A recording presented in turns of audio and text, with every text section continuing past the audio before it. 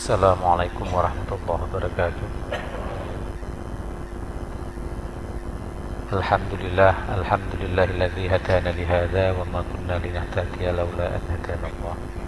Asyhadu an la ilaha illallah wahdahu la syarika lah wa asyhadu anna Muhammadan abduhu wa rasuluh.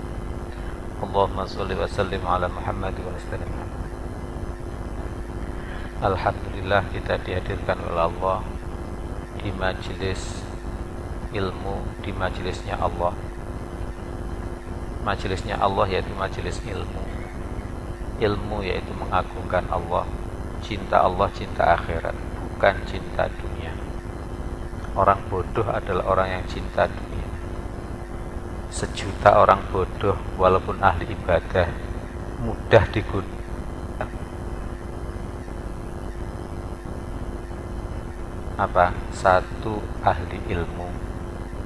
Satu ahli ilmu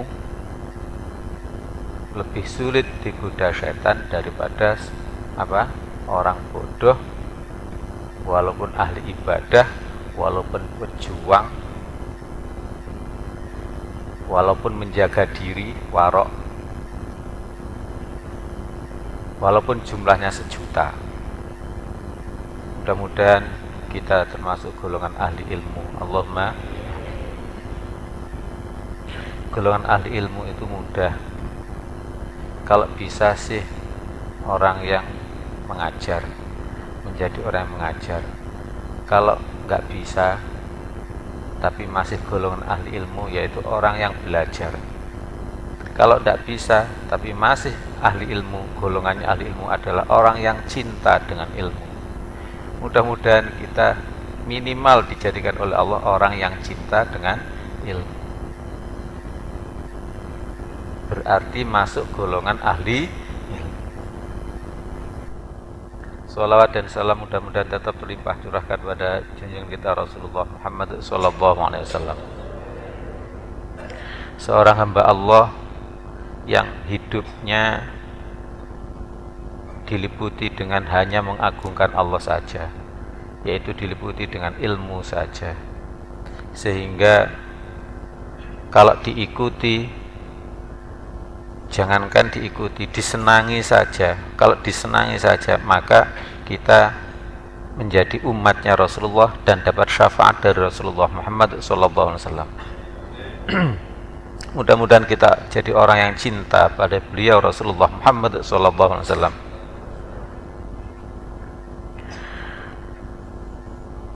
Kita malam ini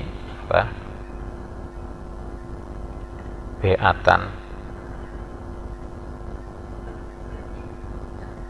Sebenarnya beat itu harus khatam tidaknya, tapi belum khatam pun ya diniati untuk diamalkan. Kita belajar beat. Makanya yang penting ba'da maghrib, ba'da subuh itu kita lakukan istighosah. Memang untuk pertama boleh istighosah itu latihan istighosah adalah tawasul ditambah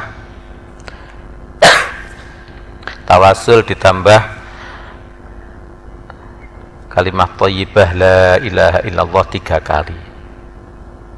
Tapi kalau sudah istiqomah maka ditingkatkan menjadi 30 kali.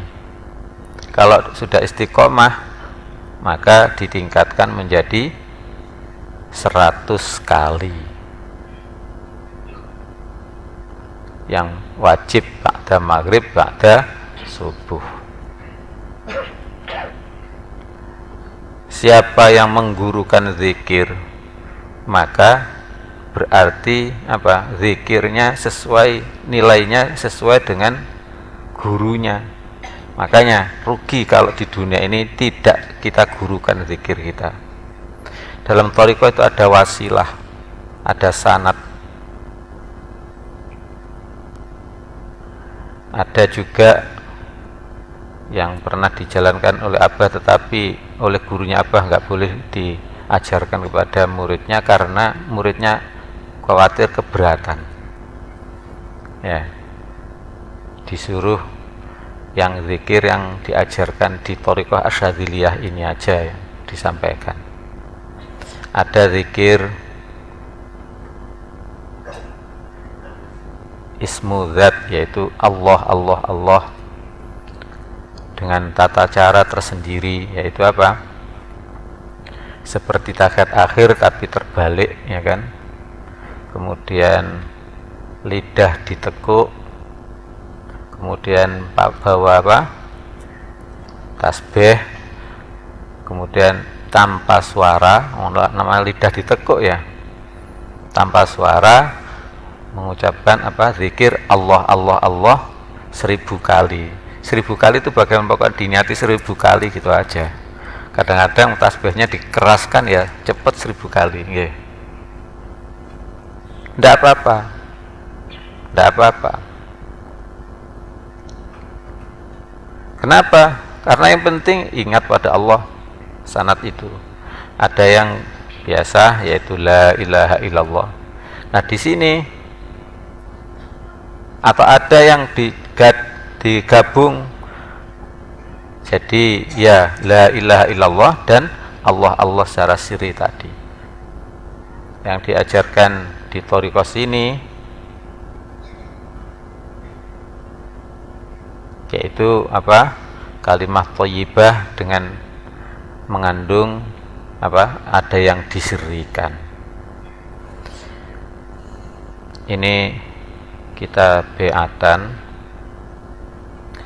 kalau bisa sih hadap kiblat, tapi kalau tidak bisa tidak apa-apa, yang penting nanti wajahnya menghadap tempat sujudnya, kemudian duduknya seperti tahiyat akhir. Makanya sebenarnya putri enak ini kalau duduk di bawah, bisa seperti tahiyat akhir, tidak menghadap kiblat tidak apa-apa, tapi mengarah menghadap kiblat sementara bagus ya, boleh.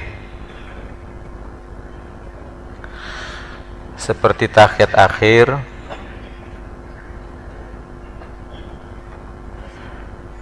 kemudian tangannya hadap atas, ditaruh di apa? Paha atau dengkul ya, dengkul tepatnya, jadi jangan terlalu ke belakang. Apa? Tangannya menghadap ke atas begini, ditaruh di dengkul, ya.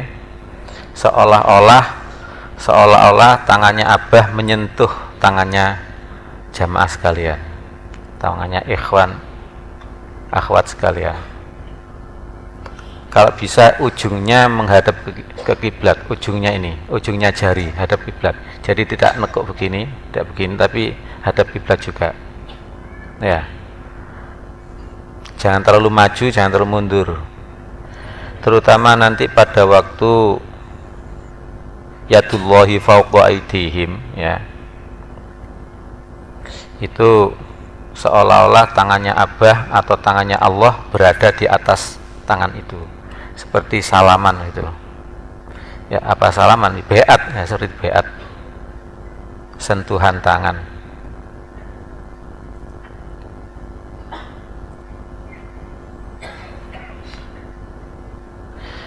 Mata menghadap tempat sujud. Kemudian nanti ditirukan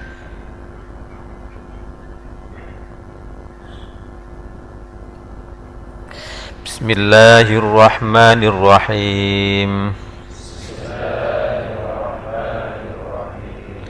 Innal ladzina yubayi'unaka innama yubayi'una Allah yadullahi fawqa aydihim faman nakatha fa innama yankusu ala nafsih wa man awfa bima ahada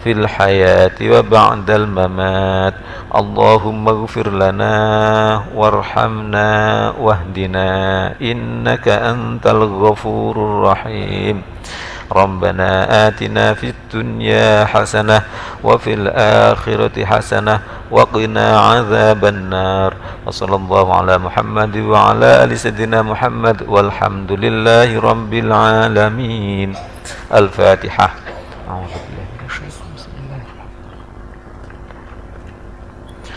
الرحمن الرحيم مالك يوم الدين إياك نعبد وإياك نستعين صراط الذين أنعمت عليهم غير المغضوب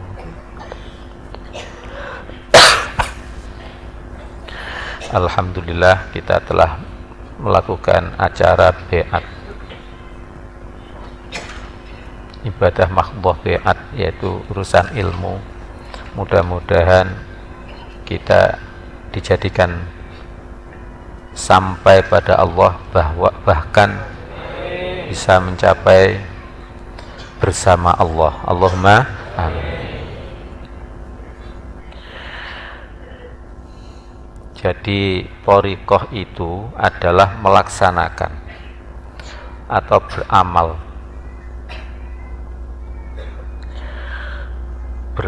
atau melaksanakan syariat atau melaksanakan perintahnya guru yang ada sanadnya dengan Rasulullah Muhammad SAW dan tembus kepada Allah. Thariqah yaitu seperti tadi, kok diatur segala sesuatunya, memang begitu. Bagaikan wudu. Wudu itu membasuh muka, membasuh tangan, mengusap sebagian kepala dan membasuh kaki. Itulah ritual. Siapa yang melaksanakan wudu seperti itu, walaupun secara lahir, maka Allah akan membersihkan hatinya dari cinta dunia, membersihkan hatinya dari cinta nafsunya. Allahumma amin. Makanya dalam ayat tentang wudu diakhiri walaki yuridu liyutahhirakum, tetapi Allah menghendaki untuk membersihkan kalian. Jadi ma yuridullahu liyaj'ala 'alaikum min harajin. Allah tidak menghendaki atas kalian kesulitan. Dengan wudu itu bukan kesulitan yang diharapkan, yang dikehendaki oleh Allah, tetapi adalah walaki yuridu liyutahhirakum, tetapi Allah menghendaki untuk membersihkan kalian dari selain Allah. Jadi kalau sudah hatinya bersih, maka terus bersama Allah. Allahumma amin. Demikian juga istighosah seperti ini, diatur waktunya ba'da maghrib, ba'da subuh untuk yang wajib. Kok ada begitu-begituan? Yaitu caranya berthariqah. Nanti kalau sudah dijalankan, Allah yang akan mengangkat, Allah yang akan memberikan ilmu, Allah yang memberikan ilmu. Terus menerus diberi ilmu oleh Allah.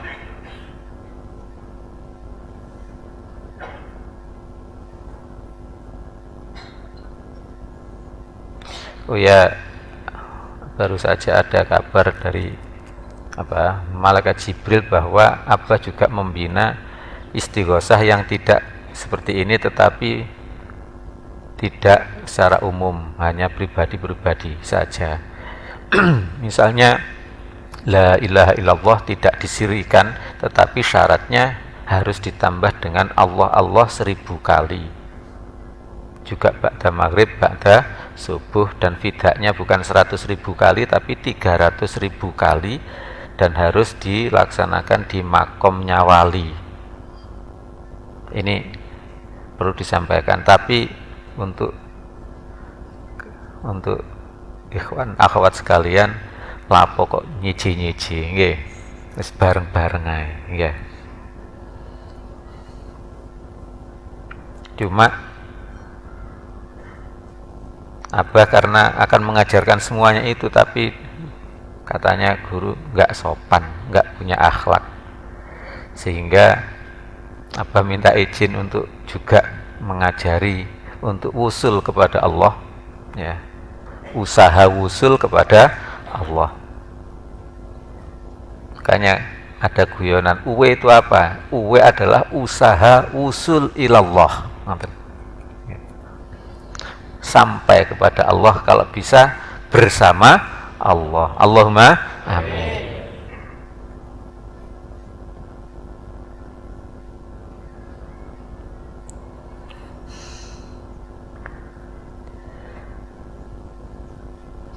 Melanjutkan yang disampaikan pada waktu ba'da asar tadi, bahwa kita berusaha untuk berjuang di jalan Allah. Minimal ahli thariqah itu mengajarkan syariat, yaitu mengajarkan abatasa, mengajarkan dakhala yadkhulu, dukhulun dan sebagainya.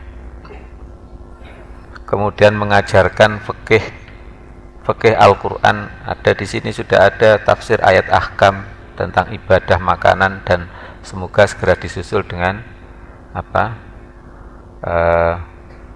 muamalah, jinayah dan lain sebagainya. Dan tadi sudah sampaikan bahwa fikih Al-Quran tidak berlaku bi khususis sabab saja, tapi bi umumil lafzi, tidak berlaku hanya untuk khususnya sebab, ya, tetapi juga berlaku untuk umumnya lafaz.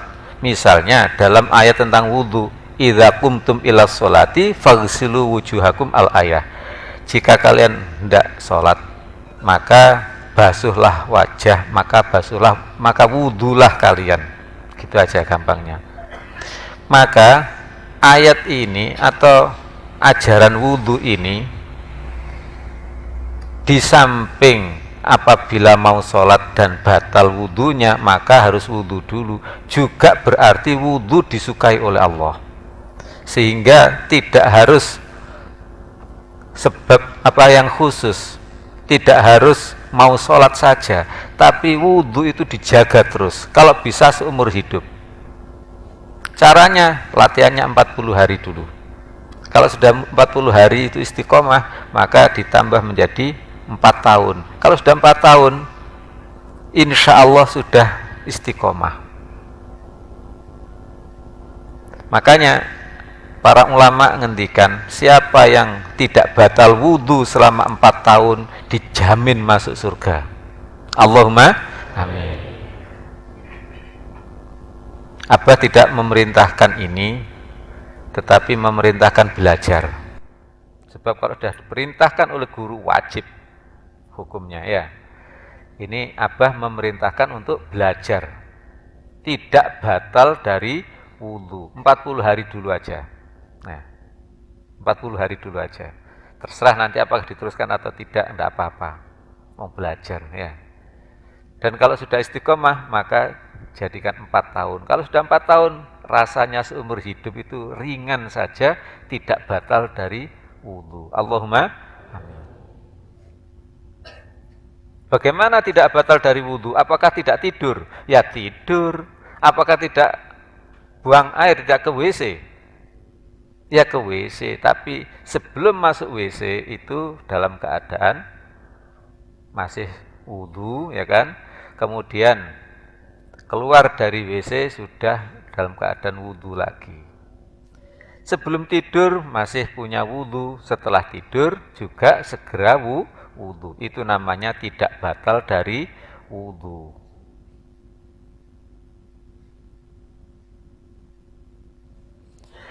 Tadi contohnya yaitu fikih.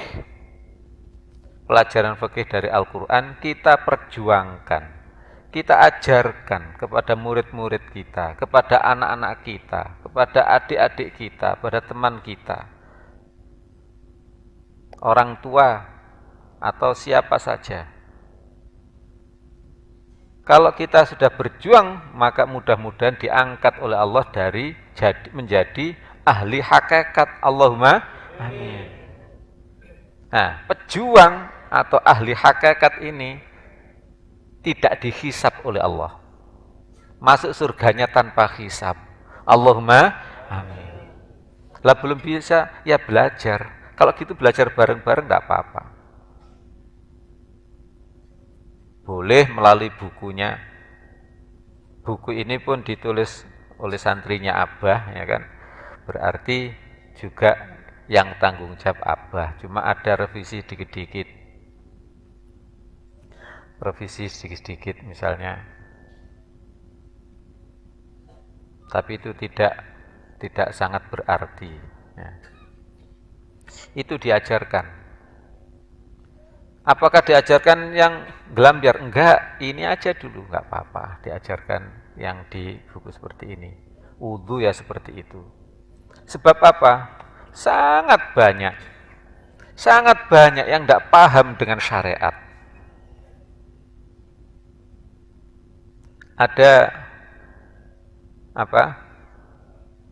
Misalnya di SMS IBD ya, SMS IBD itu adalah dalam rangka apa?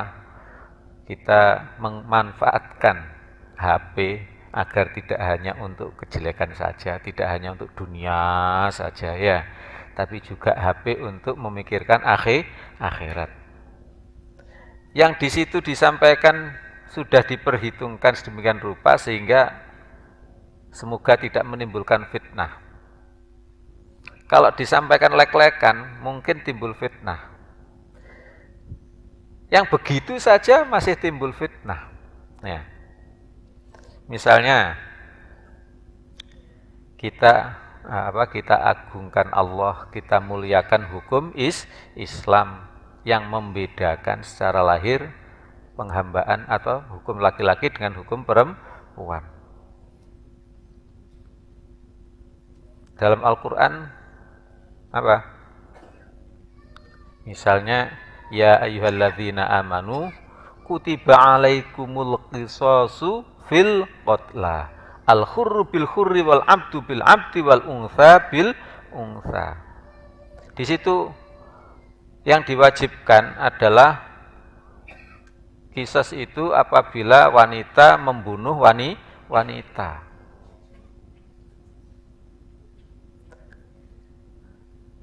Wanita membunuh laki-laki, maka apalagi ya kan, kias apalagi malah wajib di kisos. Kisos itu adalah hukuman setimpal. Membunuh dibalas bunuh, melukai dibalas melukai, meretakkan kepala dikepruk sampai retak ya ganti dikepruk kepalanya sampai retak. Mencongkel mata ganti dicongkel matanya, menusukkan celurit ke perut ganti ditusuk dengan perutnya ditusuk dengan celurit, menyiram dengan air keras kepada wajahnya seorang, maka balasannya adalah disiram dengan air keras. Lak sakit, yaitu biar sama-sama merasakan ya, atau agar tidak ada orang berbuat zalim.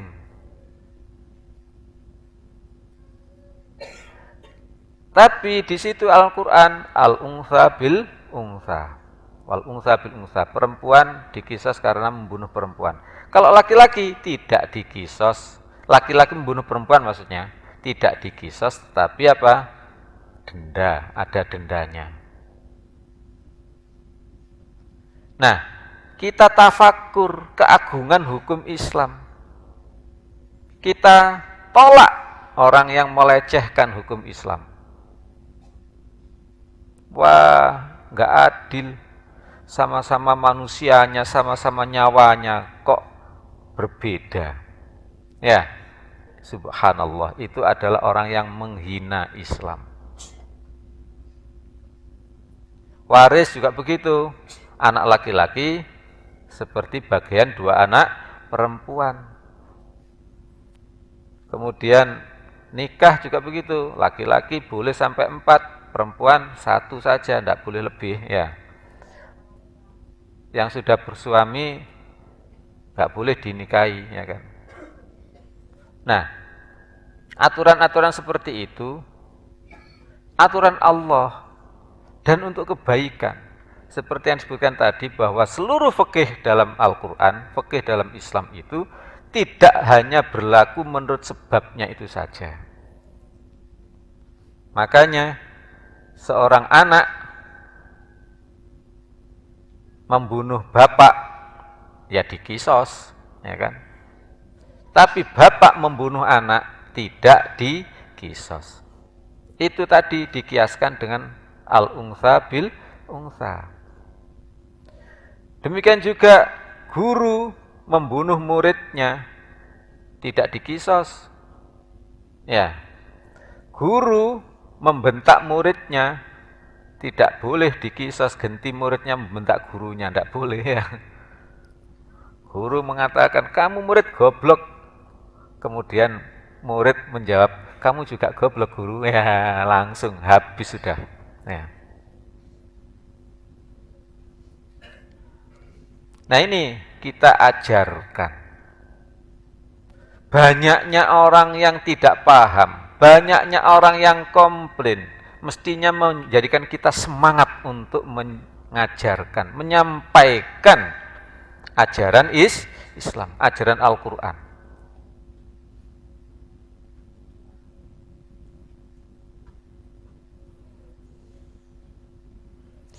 Coba nggih, kita pikir sendiri, coba kita pikir sendiri. Banyak mana orang yang paham syariat dengan yang tidak? Hah? Banyak yang mana? Di Indonesia saja. Yang Islam ini, banyak mana orang Islam yang paham dengan syariat Islam dan yang tidak paham? Banyak yang tidak paham. Itu baru tahap syariat. Apalagi torikoh, apalagi hakikat. Mudah-mudahan kita masukkan ahli torikoh, ahli hakikat. Allahumma amin.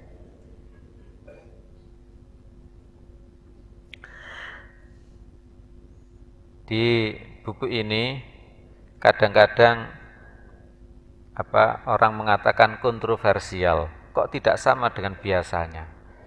Itu loh bukti bahwa orang-orang itu banyak yang nggak belajar Al-Quran.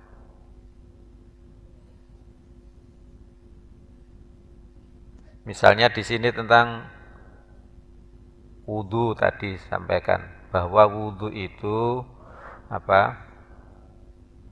agar kita disucikan oleh Allah. Kita nggak perlu berlama-lama dalam wudhu, ya. Ya yakini saja bahwa itu wudhu karena melaksanakan perintah Allah. Tidak bisa air itu mensucikan.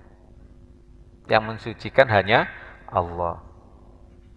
Tidak bisa wudhu itu mensucikan. Yang mensucikan hanya Allah. Makanya kita wudhu karena perintah Allah. Demikian juga di sini ada disebutkan larangan orang mabuk dan junub. Orang junub itu haram mendekati sholat, mendekati tempat sholatnya. Haram sholat dan haram mendekati tempat sholat. Sama dengan orang gila. Itu ada dua keharamannya. Orang gila itu haram sholat. Makanya kalau ada orang gila mau sholat, nggak usah sholat, gila kok, masih gila kok sholat, ya haram sholat. Atau haram berdiam diri di masjid. Makanya kalau ada orang gila jangan dibawa ke masjid, cek waras rek, biar sembuh dibawa ke masjid. Oh, nggak boleh, haram, ya.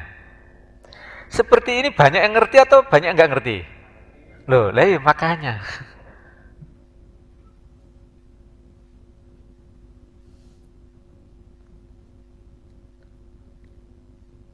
Mendekati saja jangan.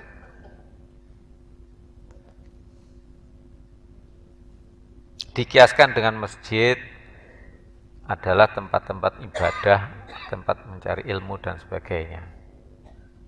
Tapi kiasnya tidak sekuat yang dikiasi.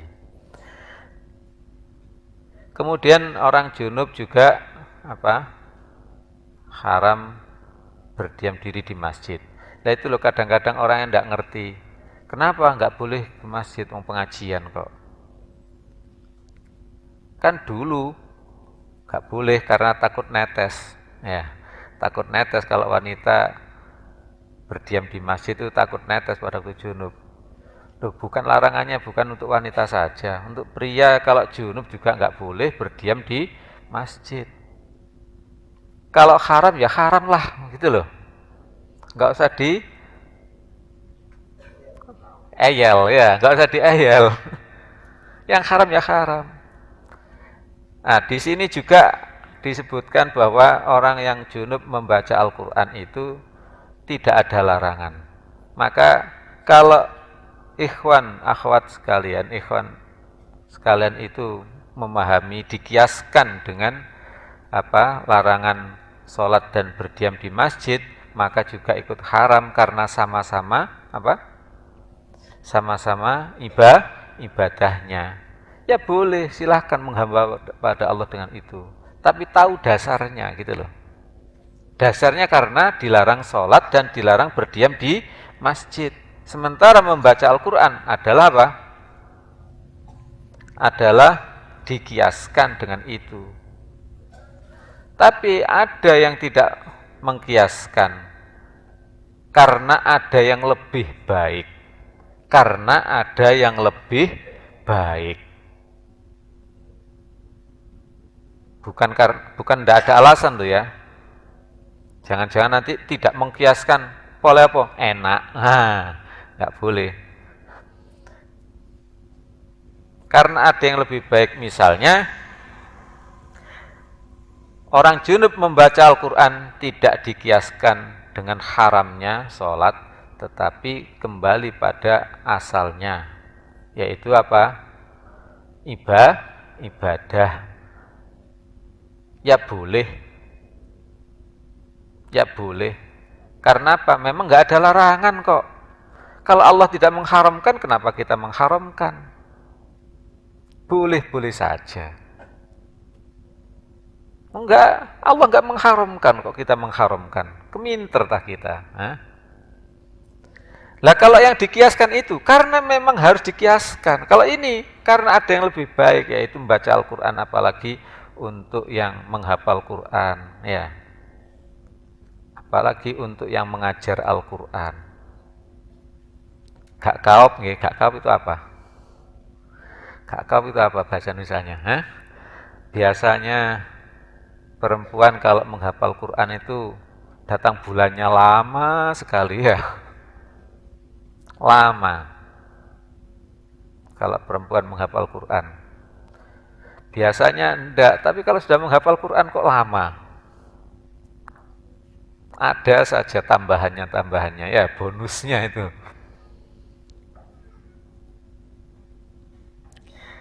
Nah, bagaimana kalau kita dalam amal? Kita dalam amal, maka kita ibadah tidak membaca Al-Quran pada waktu datang bulan. Tapi ibadah yang lain saja. Hanya saja jika terpaksa mengajar Al-Quran, maka itu adalah kebaikan. Kita kembali kepada apa? Istihsan. Istihsan itu upaya baik dengan tidak mengkiaskan. Tapi ini nggak boleh loh untuk yang lain, untuk yang tidak ada kebaikan. Misalnya, haramnya anjing karena kias pada haramnya babi. Karena ada persamaan, yaitu sama-sama disebut secara khusus dalam Al-Quran, anjing dalam hadis. Maka orang tidak boleh keluar dari kias. Aku tidak mengkiaskan anjing dengan babi. Lala kok enak anjing. Itu haram itu. Nggak boleh ya. Gini aja, walhasil kita gurukan. Memahami Al-Quran harus ada gurunya. Bagaimana cara berguru? Pokoknya niati berguru. Sudah, insya Allah nanti akan dibimbing oleh Allah sesuai gurunya. Allahumma amin. Ini waktu sholat juga begitu. Waktu sholat dalam Al-Quran cuma 3. Atau adanya jamak dan qasar, jamak dan takhir dan takdim. Maka ya inilah Al-Quran. Banyak yang tidak paham dengan fikih itu. Ini bukan menyuruh yang asalnya 5 waktu menjadi 3 waktu, oh enggak. Tetap 5 kali sehari dan 5 waktu. Yang belum-belum saja. Atau kalau menghadapi orang awam, enggak apa-apa, seperti Nabi. Nabi itu pada waktu itu, ada orang meninggal dunia. Kemudian Nabi takziah. Selanjutnya Nabi sholat jamak, yaitu 2 kali sholat tapi 1 waktu. 2 kali sholat tapi 1 waktu. Nah, di antara sahabat ada yang tidak mau seperti Nabi, tidak jamak sholat. Nabi begitu, silahkan Nabi begitu. Tetapi ada yang ikut Nabi. Ada yang ikut Nabi. Lah Nabi begitu kenapa kok menjamak sholatnya? Karena Nabi itu mengajak pada orang awam bahwa sholat itu loh mudah. Misalnya dilakukan sholat jamak, berarti pada waktu zuhur habis makan, misalnya kerja kemudian makan sekaligus sholat zuhur dan asar. Setelah itu kerja terus sampai malam jam 12 malam, sholat maghrib dengan isya. Atau bisa juga zuhur dan asar ditaruh di hampir maghrib, ya kan? Kemudian setelah itu, setelah zuhur dan asar, sebentar lagi maghrib, kemudian sholat maghrib dan isya. Berarti hampir 1 waktu. Ya.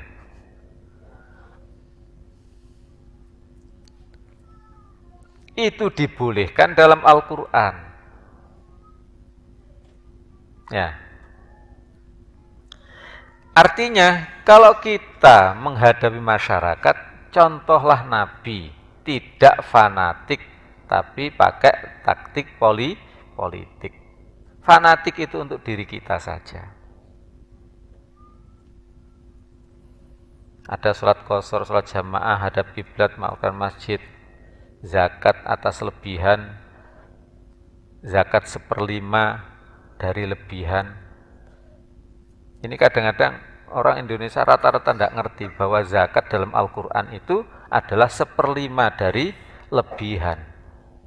Jadi wa yas'alunaka madza yunfiqun qulil afwa, dan mereka bertanya pada kamu, hai Muhammad, apa yang harus mereka nafkahkan. Nafkah dengan zakat, dengan sedekah itu sama wajibnya. Tidak seperti di Indonesia ini, kalau sedekah itu sunat, kalau zakat itu wajib. Enggak. Kenapa disebut sedekah? Karena zakat itu adalah membenarkan hari pembalasan. Memberikan harta itu adalah berarti membenarkan adanya hari pembalasan. Makanya disebut sedekah. Pada satu ayat disebut innamas shadaqatu lil fuqara wal masakin al-ayah. Sesungguhnya sedekah itu untuk fuqara, masakin dan seterusnya. Padahal yang dimaksud dengan sedekah di sini bukan sunnah, wajib. Ya, zakat itu.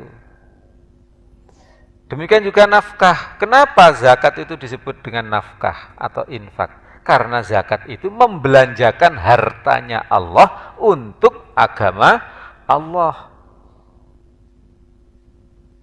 Kenapa zakat disebut zakat? Karena membersihkan kotoran-kotoran.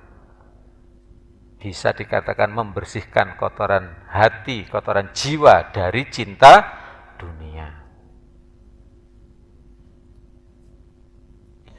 Madza yunfiqun, apa yang mereka harus nafkahkan atau zakatkan.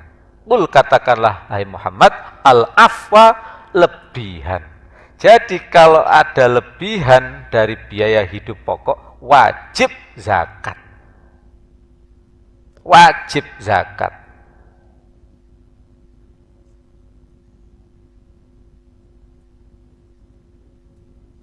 Abah pernah memperkirakan orang itu sehari itu biayanya berapa satu orang itu biaya hidup? Ya sekitar 5.000 sampai 7.000. Kenapa? Karena misalnya 1/4 kilo beras itu untuk nasinya. Kemudian 3/4 kilo harganya beras 3/4 kilo adalah untuk beli lauk, untuk beli gas, dan lain sebagainya.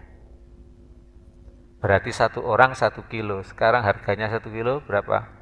7.000. Maka suami istri 14.000 sehari. Kalau dia itu dapat uang sehari itu 15.000, berarti lebih 1.000. 1/5-nya 1.000 berapa? 200 rupiah. Wajib dikeluarkan zakat. Gimana kalau zakatnya itu bukan 1/5 atau 200 rupiah, tapi 1.000 boleh. Kalau 2.000 tidak boleh. Disitulah sayangnya Allah. Zakat atau nafkah tidak boleh terlalu boros. Terlalu boros yaitu melebihi-lebihan. Boleh semuanya, tapi minimal 1/5. Yang menyebut 1/5 itu mana? Di sini nanti ini hanya contoh kan. Perlunya diajarkan. Perlunya syariat.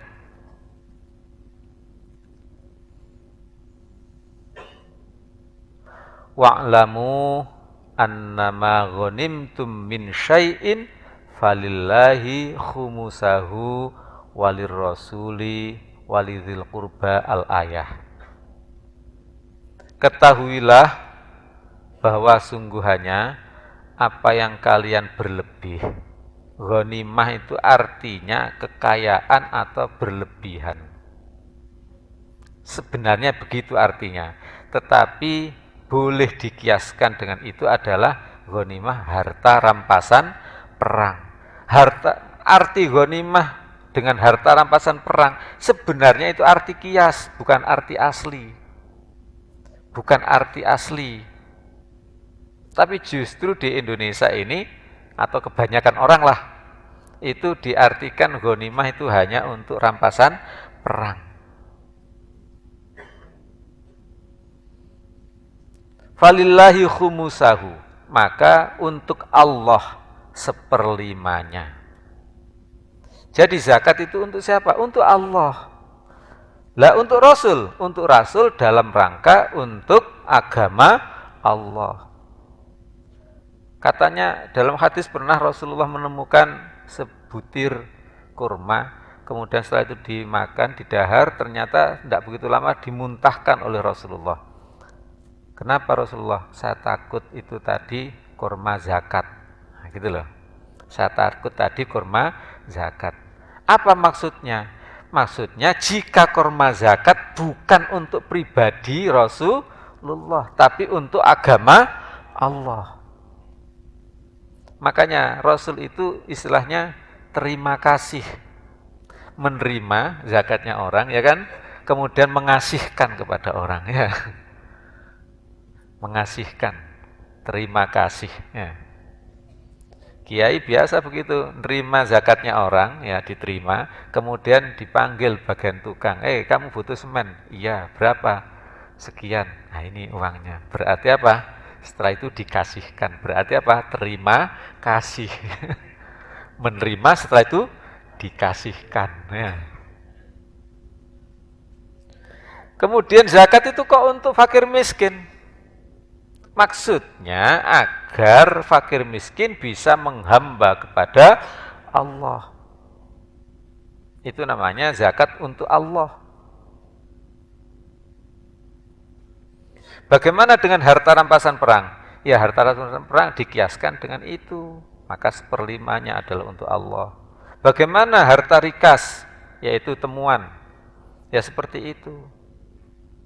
Sekarang dikenal dengan zakat profesi atau zakat penghasilan. Ya sudahlah, disebut zakat penghasilan atau apa, yang penting kalau berlebihan, al-afwa itu lebihan, maka khumusahu. Falillahi khumusahu.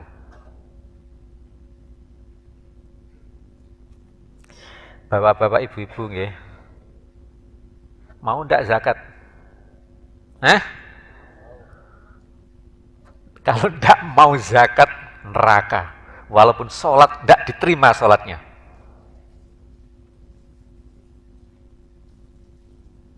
Zakat itu untuk Allah. Ya, melalui Rasulnya, melalui ulama, melalui fakir miskin, melalui membebaskan budak.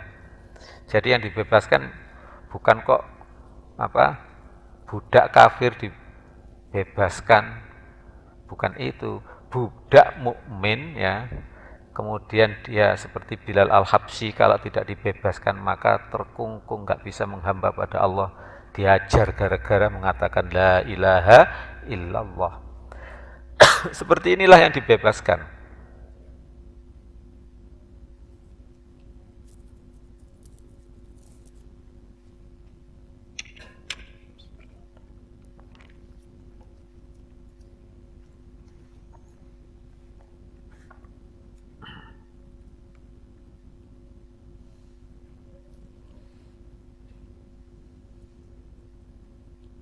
Ini contoh zakat, kadang-kadang banyak yang tidak ngerti. Yang disampaikan dalam fikih dulu apa enggak berlaku? Tetap berlaku.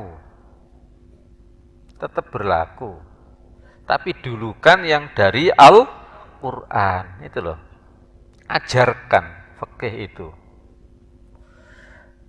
Di fikih itu kan zakatnya onta, ya kan? Dikiaskan dengan onta adalah zakatnya sapi atau kebu.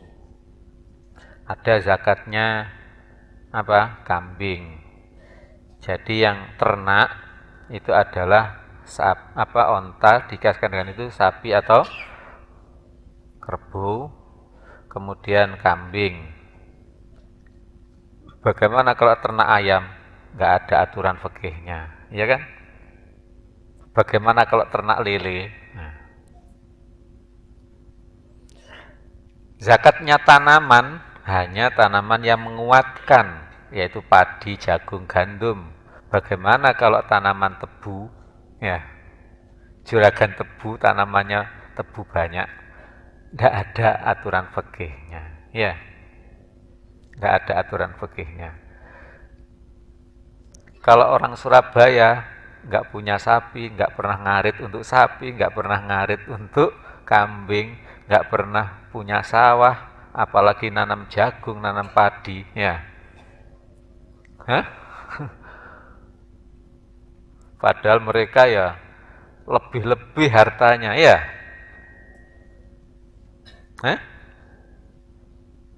Lebih-lebih.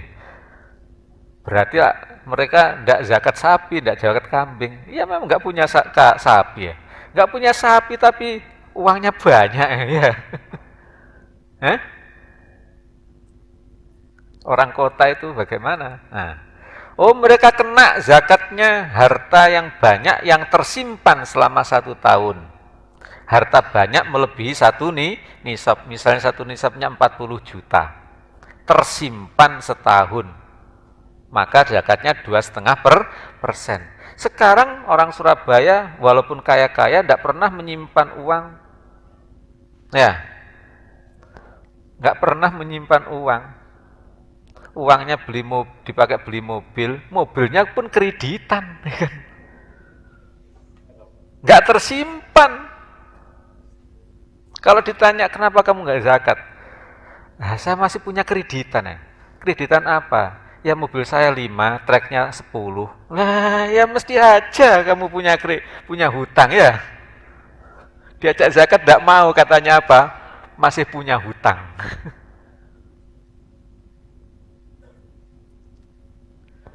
Itu pun yang tersimpan alias tidak dipakai. misalnya dipakai beli mobil 10 ya. Mobilnya harganya 1 miliaran, dipakai mobil 10. Tapi mobilnya dipakai terus. Bulan ini dipakai ini, bulan selanjutnya. Atau nggak pernah dipakai, tapi menjelang 1 tahun dipakai. Sudah nggak tersimpan namanya. Nggih. Ika murui siasat ini ya.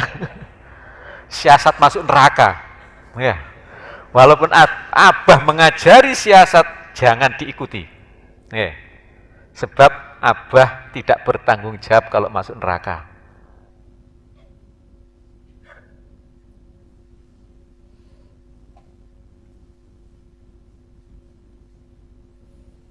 Ini makanya jamaah sekalian diajak Abah berjuang di jalan Allah minimal agar kita paham dengan hukum-hukum Allah, ya, paham dengan hukum-hukum Allah, kemudian kita ajak orang lain paham hukum-hukum Allah dan kita laksanakan.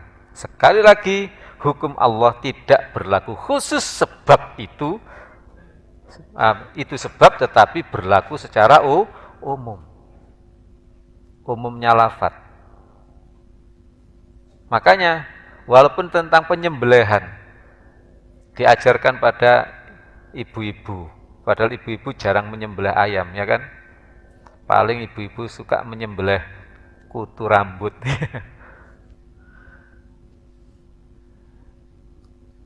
Menyembelih hendaknya pakai Bismillahi Allahu Akbar.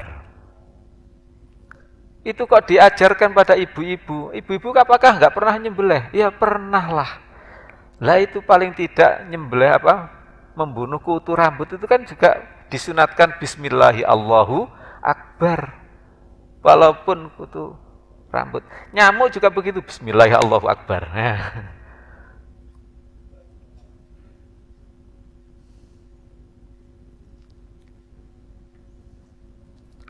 Kalau tidak begitu, misalnya nyemprot nyamuk, ya, nyemprot nyamuk. Nanti tahu-tahu nyamuk itu kemudian menjadi besar. Kenapa kamu semprot aku? Ganti kamu saya semprot. Gimana kalau gitu? Tapi kalau Bismillahi Allahu Akbar, maka diam mereka, tidak menuntut balas. Jadi hukum Islam tidak berlaku khusus sebabnya, tetapi berlaku umumnya lafaz. Mudah-mudahan manfaat. Al-Fatihah. Bismillahirrahmanirrahim. Ar-Rahmanirrahim.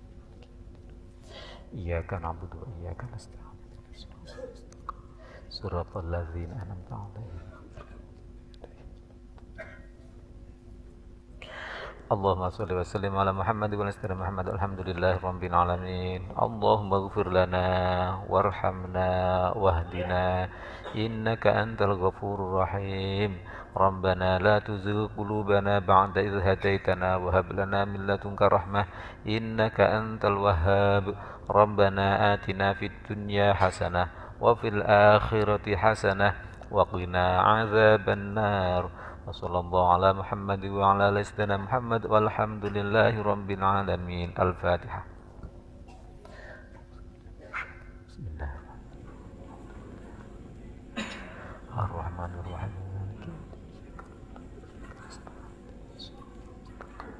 Shiratal ladzina an'amta 'alaihim. Billahi taufiq wal hidayah. Wassalamualaikum warahmatullahi wabarakatuh.